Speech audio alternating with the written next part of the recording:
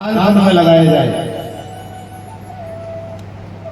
और जब ये कार्य होने लगे तो मथुरा की प्रजा भी प्रसन्न होने लगी। क्यों? अब कंस चाहे कैसा भी था, लेकिन अब कंस अच्छे कार्य करा रहा है, तो अब बगैर भय के कंस की जय जयकार करने लगे। और जब ये कार्य चल रहा था तो कंस ने सोचा कि चलती बहती हुई गंगा में हाथ धो लेना चाहिए। क्यों?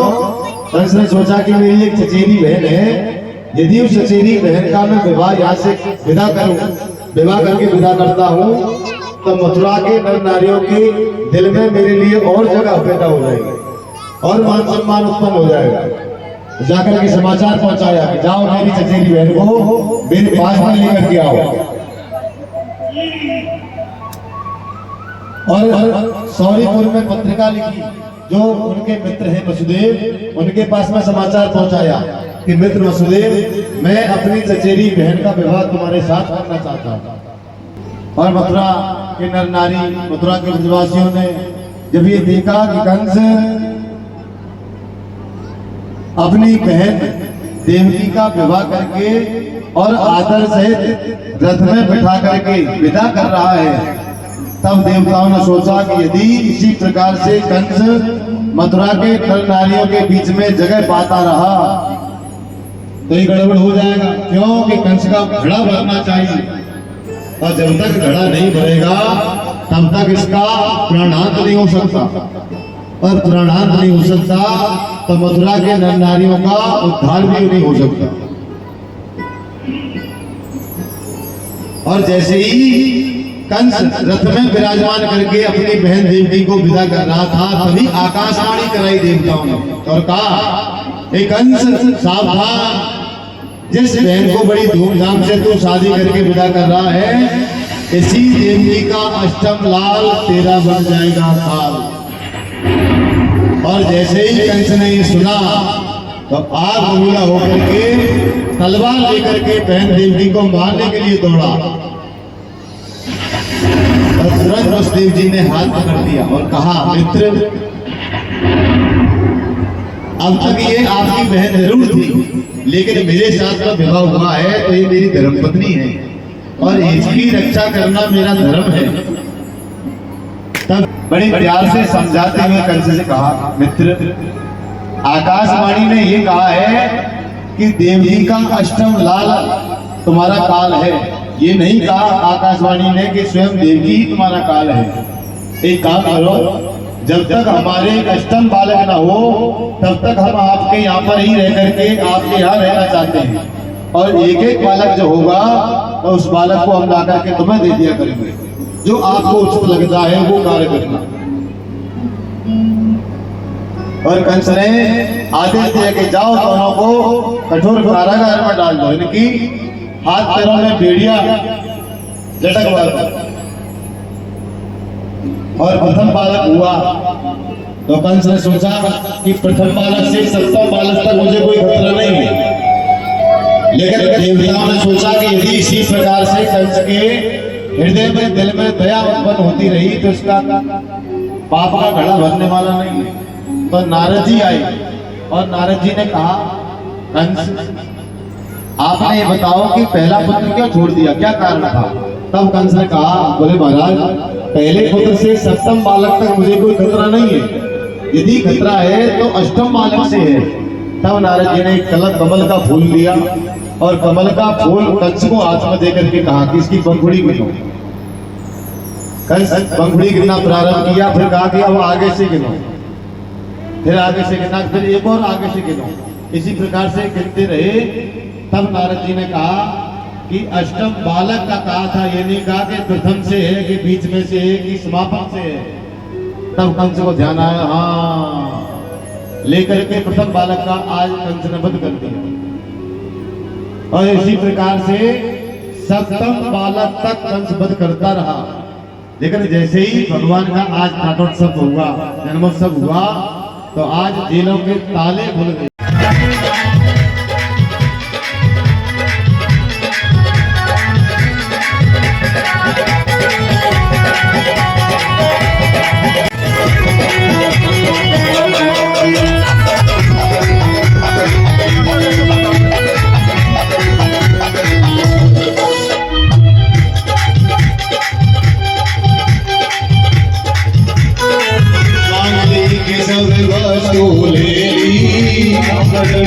वस्तु ले ली, अगली ने सब वस्तु ले ली, सब वस्तु ले ली, आनंद गीत चली अलवेली, अलवेली, आनंद गीत चली अलवेली, अलवेली, लगे द्वारे और मार्ग में गज कीजिए उठायो है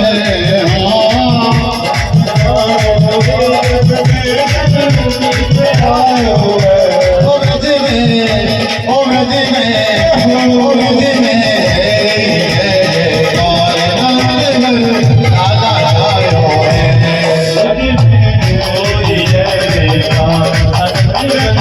लाला आयो है ओ लाला आयो है अंदर आनंद छायो है हाँ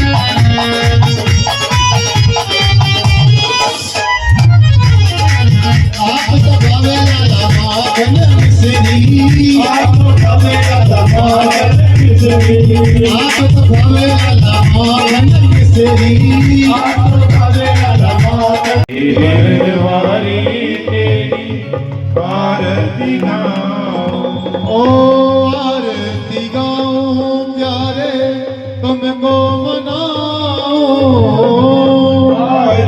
गाऊं प्यारे तुमको मनाऊं आरती गाऊं प्यारे तुमको रिझाऊं आरती गाऊं प्यारे तुमको रिझाऊं हे बनवारी तेरी आरती गाऊं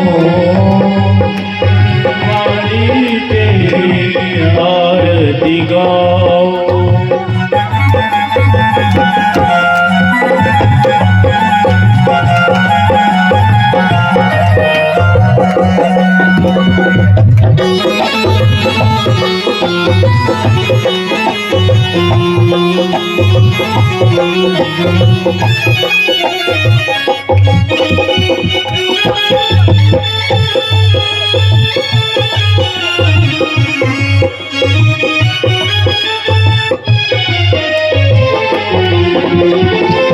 मोर मुकुट तेरे शीश पे सोए और मुकुट तेरे शीश पे सोए मोर मुकुट तेरे शीश पे सोए और मुकुट तेरे शीश पे सोए प्यारी बंसी मेरो मन मोहे प्यारी बंसी मेरा मन मोहे ओ प्यारी बंसी मेरो मन मोहे प्यारी बंसी मेरा मन मोहे देखे छवि में एक छवि में